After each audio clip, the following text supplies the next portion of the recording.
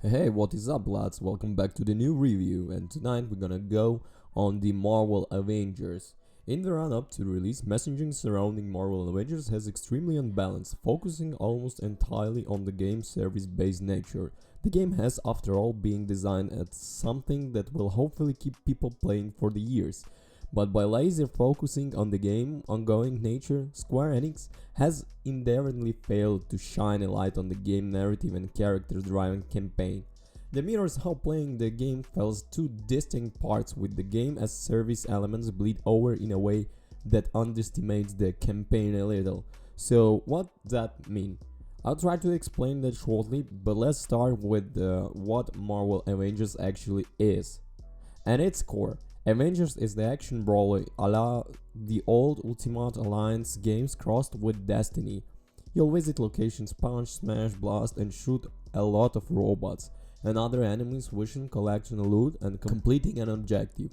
Each Avenger has a different moveset, obviously, but they all share the same design language. For example, they all have a light, heavy ranged, and interesting ability along with a block parry, but there is enough nuance with how they moves play out that they all fit quite different. The intricate abilities add more flavor to each character, talking them form a bar that fills in some way or another. Hulk Rage power him up and restores his health, for example, and charges up whenever he hits things, whereas Mr. Marvel Polymorph acts as both as the damage boost and allows her to avoid basic enemy attacks automatically and fills over the time. These abilities, along with the other moves, can be improved and tweaked when you level up and spend points on multiple talent trees. There are trees surprisingly diverse, and you give your multiplier ways to configure in each Avenger. Miss Marvel is only the character is initial 6 to have a direct heal. For example, this can be customized to become a group revive or boost the group instinct bars. Other characters having different ways of healing, usually involving being in their intrinsic state. Hulk's Rage Torso on the Enforce. This runs true for the other things. Hulk is an obvious tank with his rage in reducing damage, for example, but most of the characters have ways to increase their defense via specialization. Core combat is a lot of fun. Every character feels widely and powerful. Crystal Dynamics have nailed how it flows and it just works.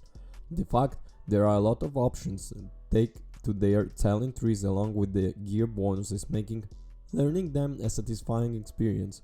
From pinning enemies to the wall with the Mjolnir to grappling towards as the back, the single player campaign itself is fantastic, starting with the Kalmal Khan winning a Fanfation contest and earning VIP sets for the Avengers Day celebration before disaster strikes, leaving her charge into an human and Avengers themselves blame for the events that unfold.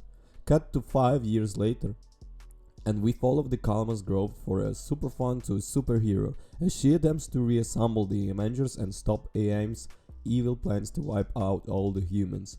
The campaign has a lot of fantastic set pieces throughout. It's 10-15 hours, and you perhaps expect from the Crystal Dynamics still a work on the Tomb Raider trilogy. A lot of fun momentum throughout the campaign specific missions.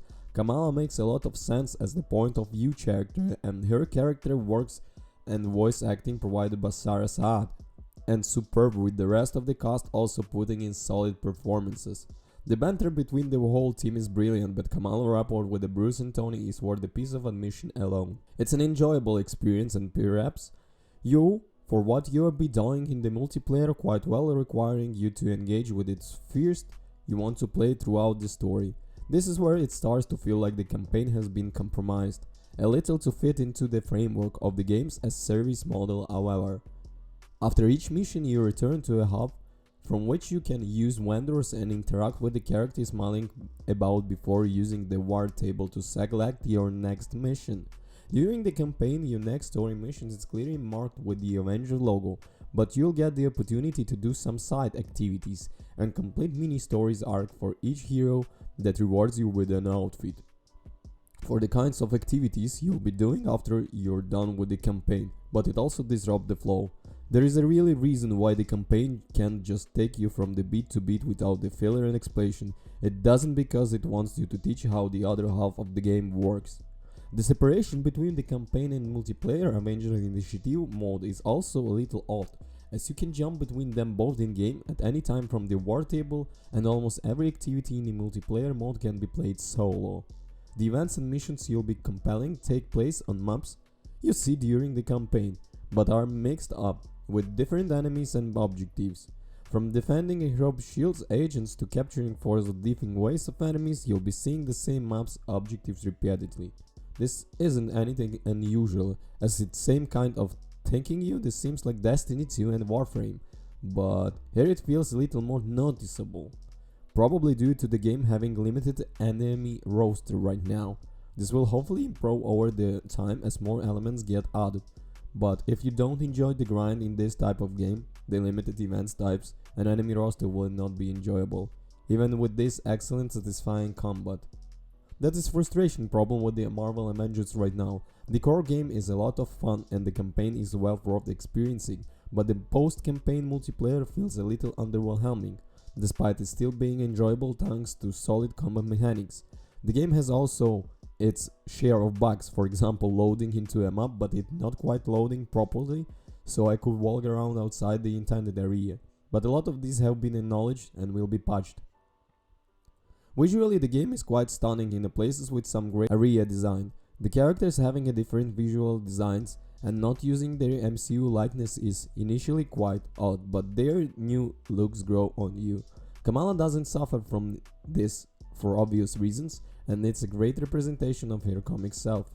Despite the AAA lots of polish throughout, there are some subtitling issues. For example, the wrong usage of After Effects in multiple spots. I noticed characters saying through at that got subtitled as throat.